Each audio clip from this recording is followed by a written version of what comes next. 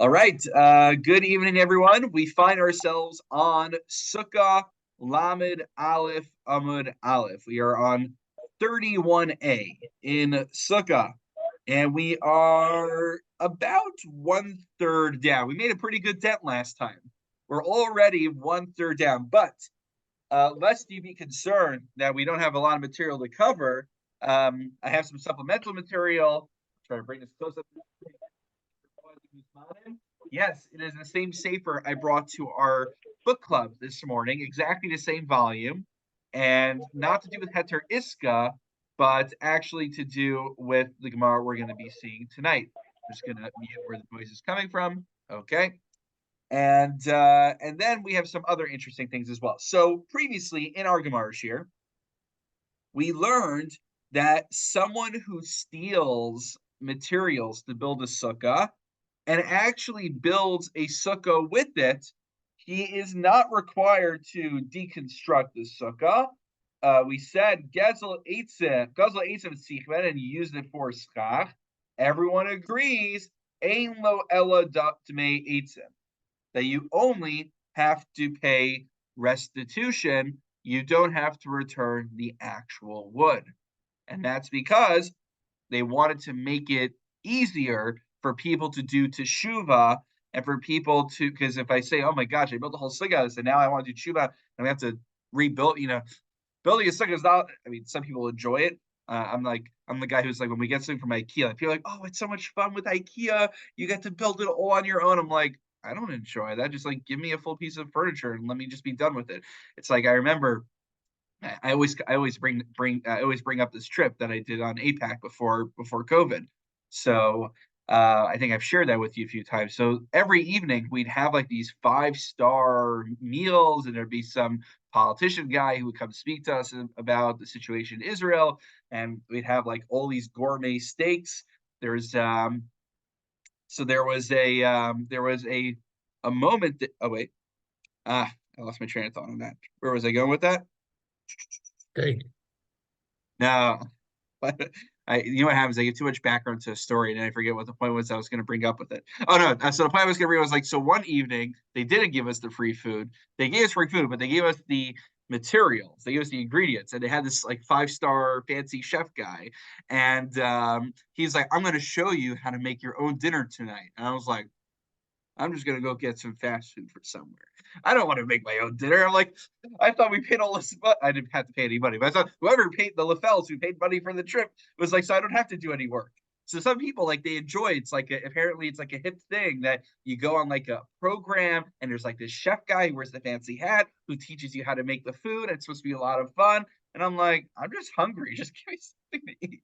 So that's my philosophy. So, if I, Moshe Gertz, after went through all the annoyance of building a sukkah with stolen material, and then I was told I had to deconstruct and rebuild my sukkah afterwards, I would think twice about, I'll be like, maybe I'll become a Baal Tshuva in a few days from now after sukkahs.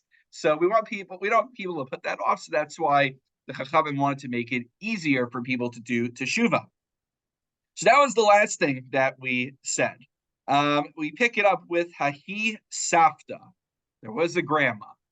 All right. Anyone here go by Safta? I know we have a Jima. My mom goes by Safta. I do. Okay. I do.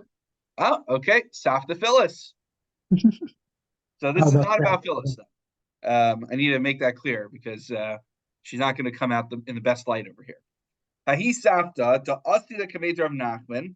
So this elderly woman comes before Rav Nachman on Sukkot. Rav Nachman was basically working for the Reish Galusa, the exilarch, who was the leader of the Jewish people at the time.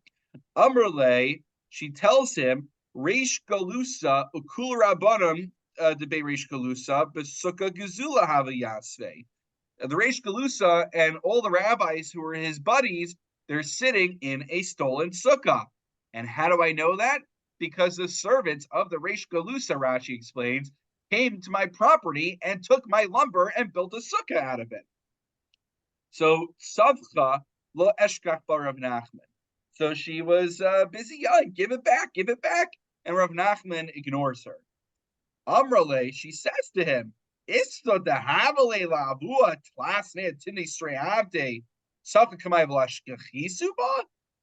A woman whose father has 318 servants comes before you with this complaint, and you do not heed her.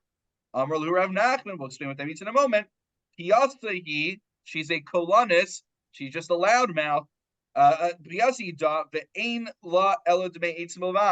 We don't have to deconstruct the sukkah. At most, she's entitled to monetary compensation for the materials that were taken. There is a lot to explain about this. This is a really puzzling story. It's such a puzzling story, by the way, that Rav Sternbach. So when I was in Eretz Yisrael this past summer visiting my parents, I picked up the set of Moed Muzman. It wasn't yet available in America, and I'm a big Rav Sternbach fan, so I was so excited to get the newest printing of it. It's a beautiful typeset. They really did a great job. And at the end of one of these essays, he says, I'm going to read for you the text. And on this story that we just read in the Gemara, Tanu Harishayim Haniskar Le'il, the wicked people living in Europe at the time, they pointed this out that the Chachmeinu Zichron Lebracha Achzariim, to prove that the sages were cruel, that they were callous, that they flippantly dismissed this poor old lady who wanted to get back her property, saying that she was just a colonist, that she was a loudmouth. We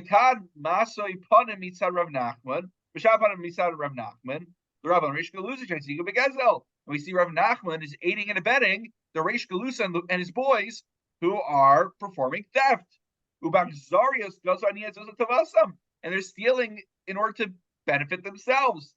And therefore, and the people who did not like traditional Jews, they proved from the story that we just read in the Gemara,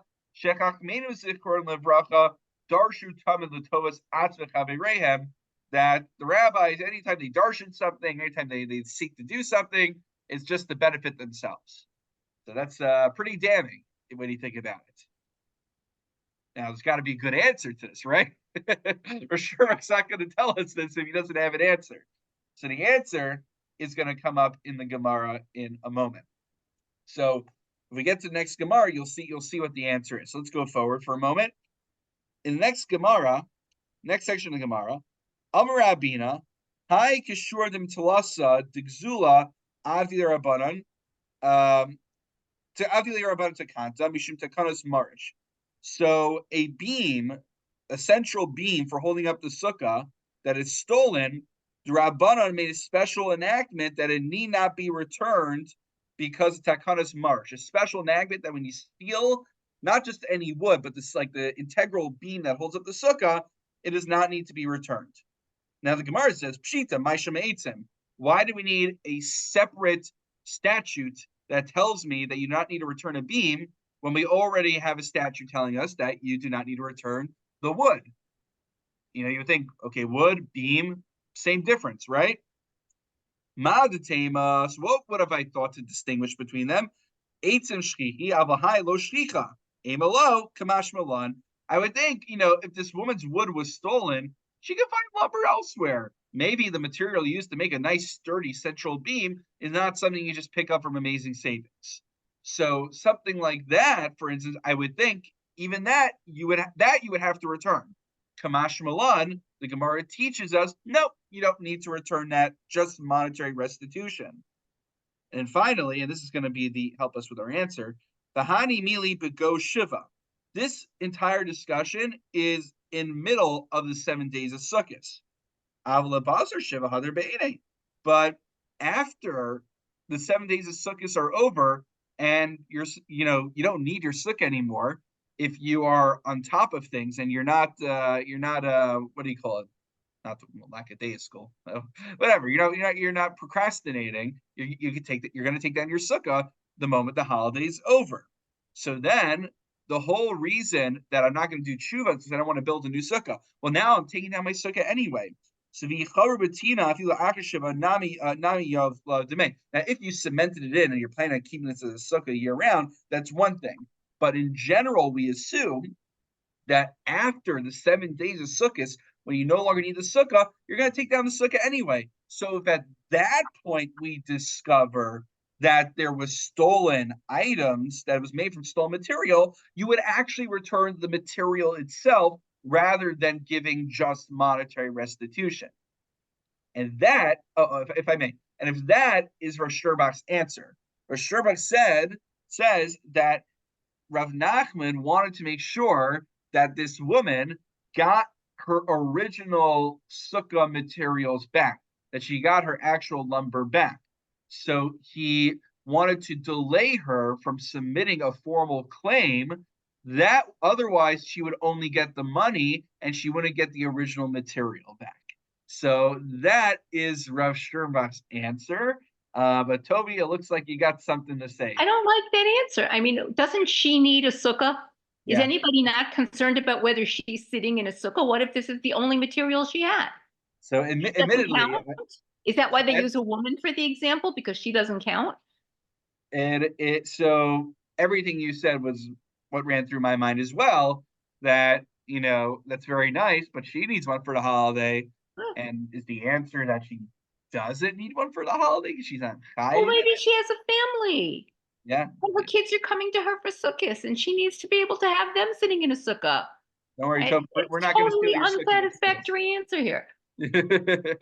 No, it's one of those things where you say the catch is better. But let me say one thing. I fully agree with you, Toby, though you have to always ask the question, why would Chazal leave this story in the Gemara, right? When you have a story, think about like Kamsa Bar Kamsa. It's very clear that the lesson of Kamsa Bar Kamsa is that the rabbis left that in the Talmud because they wanted that to be a lesson. They wanted to teach, right? So the rabbis did not stand up for Bar Kamsa, and as a result, the Beis Hamikdash gets destroyed. It's there to teach us that moral lesson. So why would the rabbis deliberately put into the Gemara a story in which a rabbi was not nice and seemingly that's it, end of story, right? Like, it's one thing if there was a story in here, and then because Rav Nachman was callous, right? There's that story with, I think it's Rabbi Yehuda Hanassi, in which this calf is about to be slaughtered, and it runs to Rabbi Yehuda Hanassi, or Yehuda Hanassi is trying to take shelter, like, it's like, please save me. And then Rabbi Yehuda Hanassi says, Zil lakachno tzarta, go, for you have been created for the purpose of being slaughtered and consumed by human beings. And even though he was right, but because he was callous, he was punished for it. So again, the Gemara will teach us sometimes deficiencies, even in our sages, to teach a moral lesson. But here, what's the moral lesson then? So, like, why would they put in a story like this that just opens up the floodgates? So, I mean, you would have to think there's some lesson to be learned from it. But I agree with you. It does feel a little bit forced. I do agree with you, Toby. So, but what's the lesson? There is no lesson here. It's just totally like legalistic. We can get away with it, on a legalistic point of view.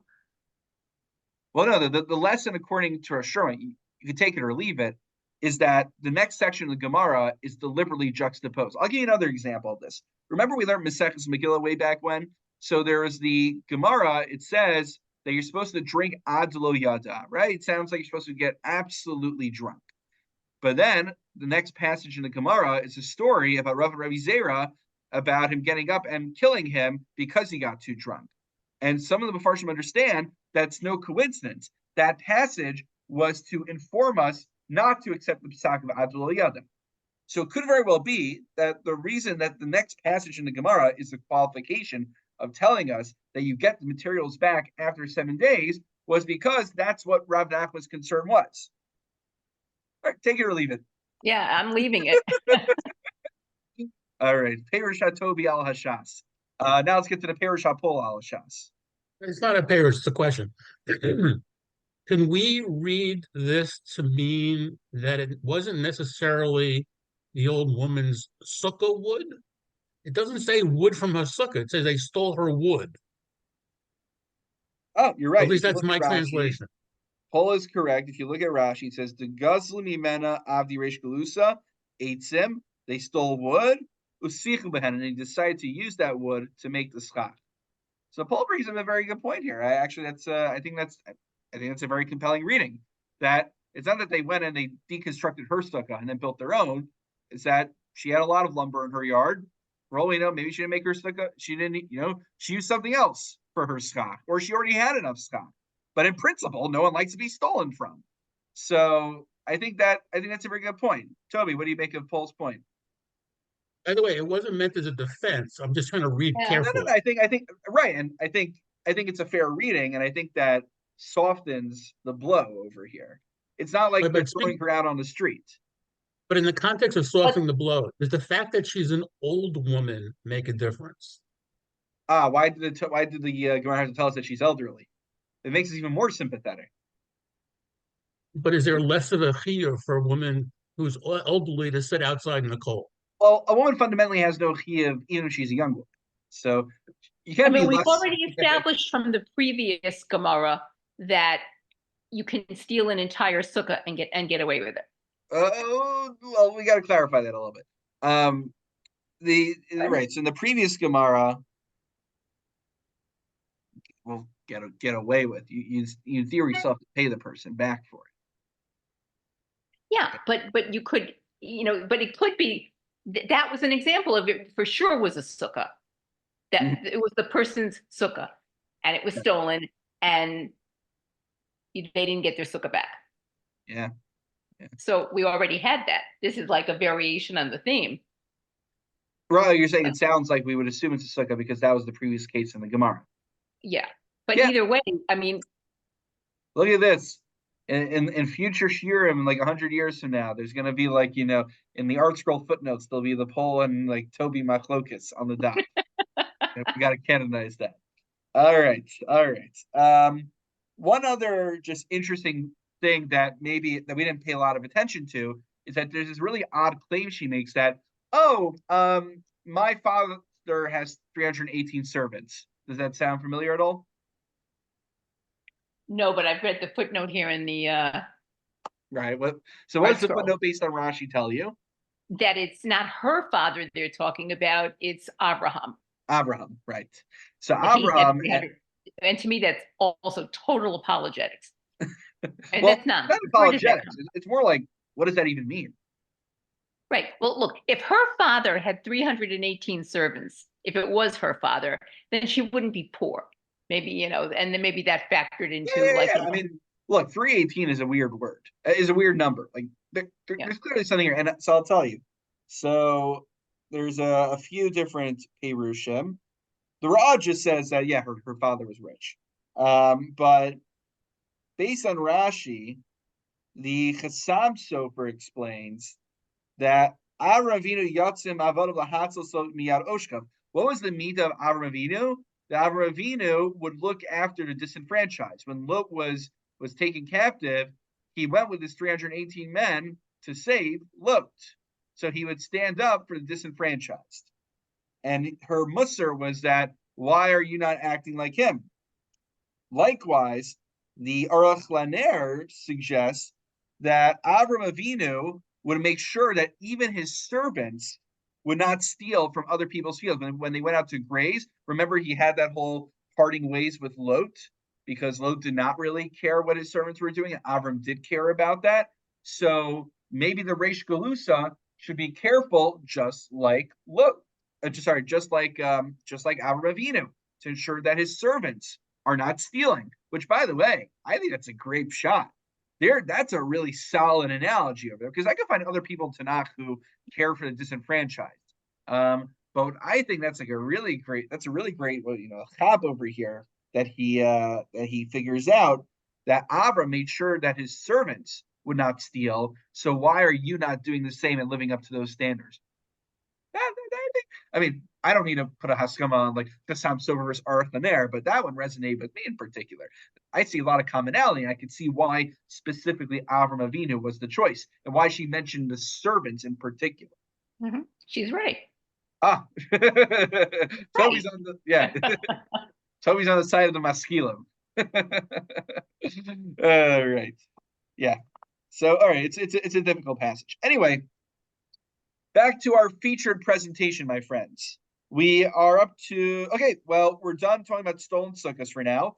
And we're going to get back to another part of the Mishnah, which we talked about when your arba minim become dried out, that they become puzzle. And we're going to talk about maybe there's a difference between an esrog versus a lulav. So here we go. Tana. So here's a brisa. Yavesh puzzle, Rehuda machshir. Dry is puzzle, and Rehuda says dry is kosher. Amarava, well, dried what? So Rava says machlokis belulav. Their debate about whether dryness is a disqualification is regarding a lulav. Drabanat sabri makshina lulav esrog, that the laws of lulav mirror the laws of esrog. Ma esrog by hadar, af lulav by hadar. The same way that an esrog needs to be hadar, needs to be beautiful, so too a lulav also needs those qualities. Whereas Rehuda Savar lo makshin lulav esrog, we do not create there's no a lulav is not held to the same standard as an esrog. An esrog is called a pre-8 hadar. So it's like you don't necessarily have to be a fan of Ben Shapiro, but it's in Yana Dioma. There's this iconic video in which you know what they do, the pundits, they come to the colleges and they do Q&A with them. So anyway, there's this video that's gone around for many years in which this girl says, well, why did a Boy Scouts, why don't they have girls in it? Apparently nowadays there's just if you're watching the news, there was some recent change. So he says it's in the name, Boy Scouts. And everyone's like, oh, so pre-8 hadar, it's in the name. So that's and I'm not saying Rayuda and Shapiro are in any way analogous. Rayuda Savar lo makshin lulav esrog, avo be'esrog divrei kol hadar be'inan. But when it comes to an esrog, again, it says creates hadar. Everyone agrees that it needs to be hadar, and therefore, if it's dried out, you've got yourself a disqualified esrog. Rabbi? Yes, Phyllis. But everybody knows that the Hadassah and the Arava and the Lulav too dry out during Sukkot. During Sukkot. They may be nice when you first get them. What was that? They may be nice when you first get them, but they will dry out. Yeah, and the Aravos themselves. What was that? I try water and it dries out anyway. It's never like it is in the beginning. Yeah. Yeah, the Aravos actually could very well become dry enough to the point of becoming puzzle. The Aravos really run the risk of that. Your lulav, it's kosher at the beginning. It's not going to all of a sudden dry out over 7 days and become puzzle. The Hadassim even will likely last long enough. The Aravos, if you're not taking care of them, you really do need a second pair in the refrigerator. Okay, moving on. Continuing our discussion. Ubelulav lo by Rehuda hadar. Is it true that Rabbi Yehuda does not require hadar for a lulav? That's not. Rabbi Yehuda Omer yagden mamala. You're supposed to bind them together. So, well, why would Rabbi Yehuda tell us to go out of our way to bind a lulav? My time, lamishum to buy hadar. Isn't that because binding it up is an aspect of beautifying it? So he does hold that a lulav needs to be beautiful. Not like needs, it's a necessity. Nah, that's not the reason why. Love. Kidiktani Taima, Rabbi Yehuda Omer. What's the Tarfon? Why does Rabbi Yehuda say you have to bind a lulav? It's a technicality. It's exeris akasa. Kapos tamar. It's called kapos tamar. Kapos, the mayapar yichaftenu. The lashon of kapos is of binding them together. So it's just basically how he reads the pasuk. Now we turn around and say, wait, the lo by hadar, is this true that we do not need hadar still? But none.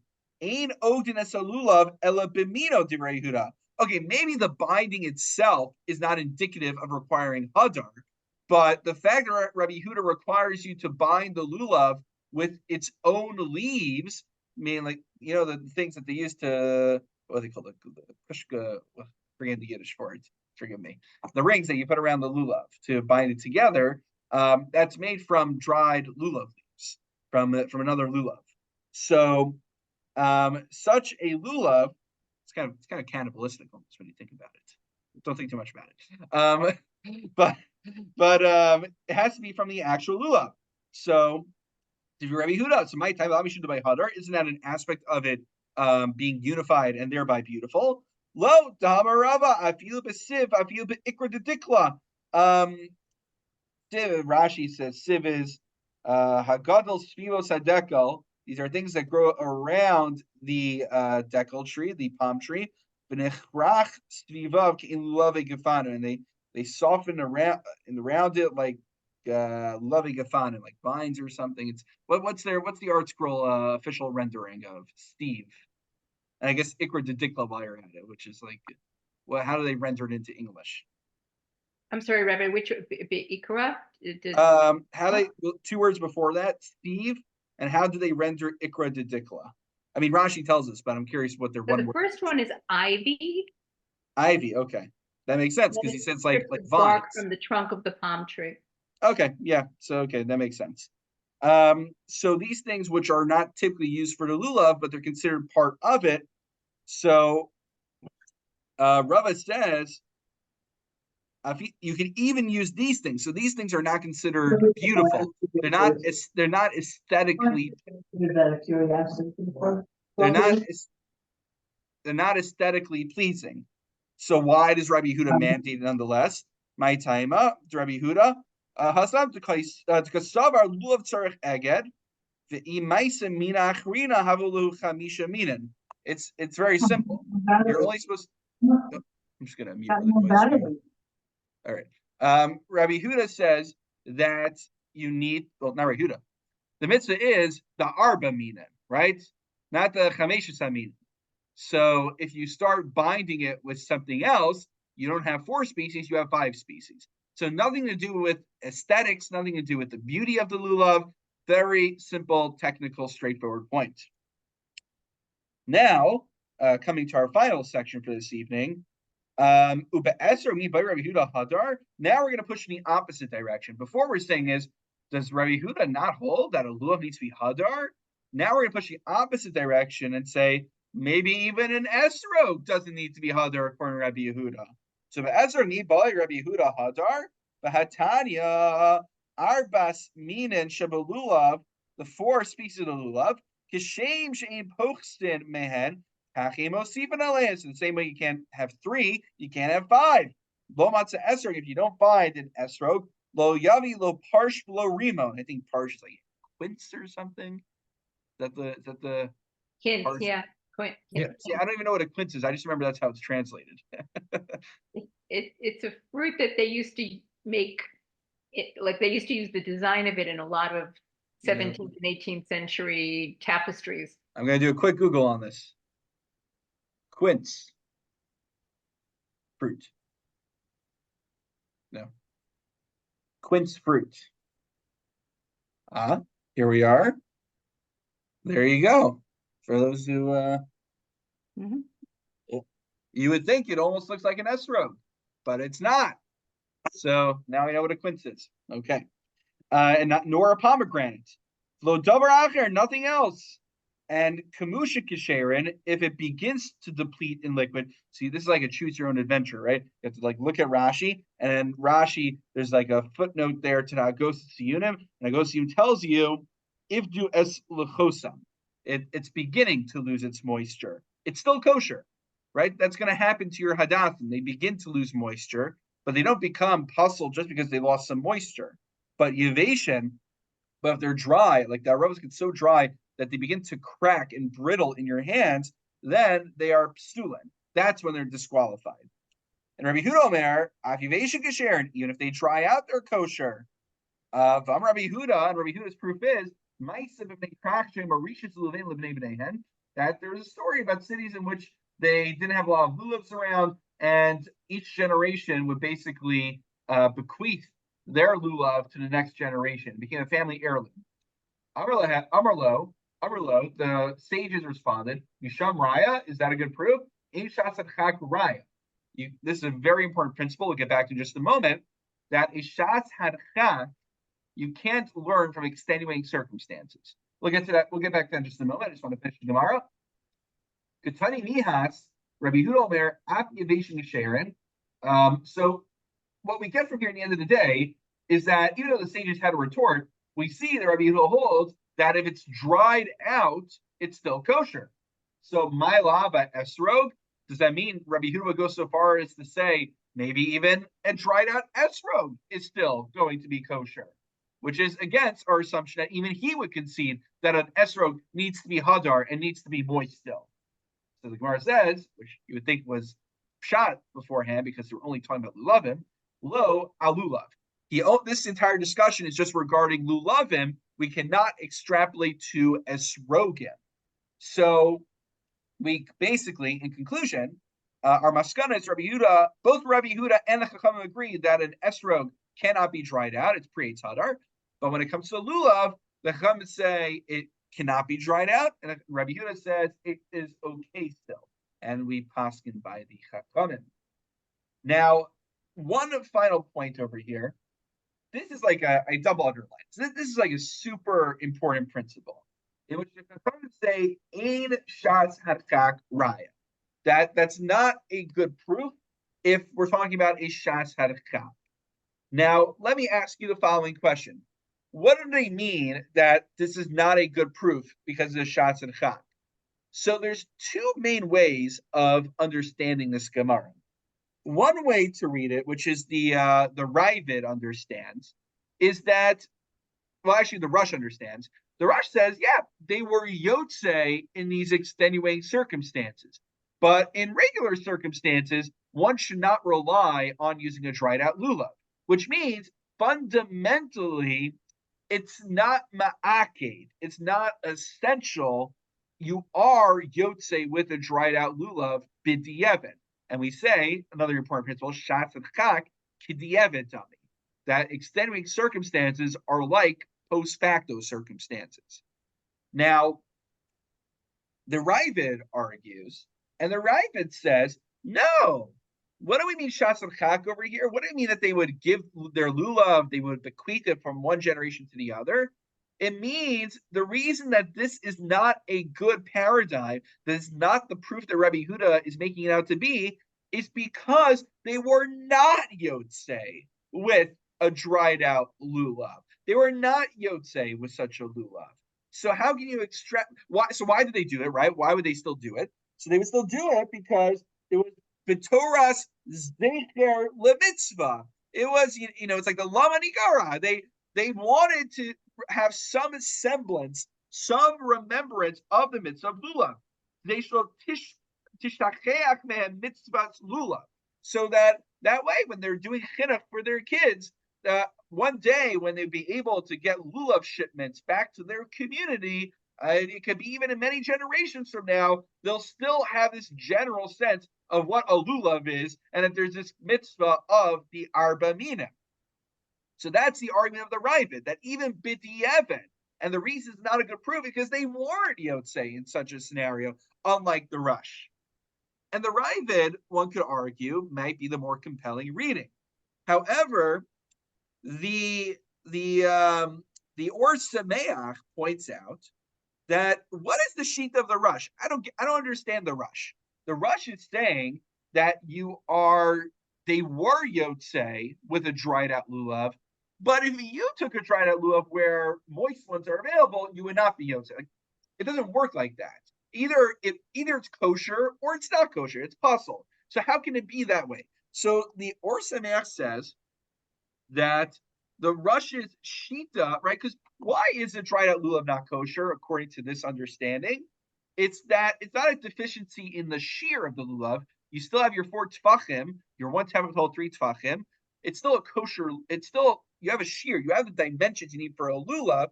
It's just a deficiency in the hiddur of the lulav. But hiddur is relative.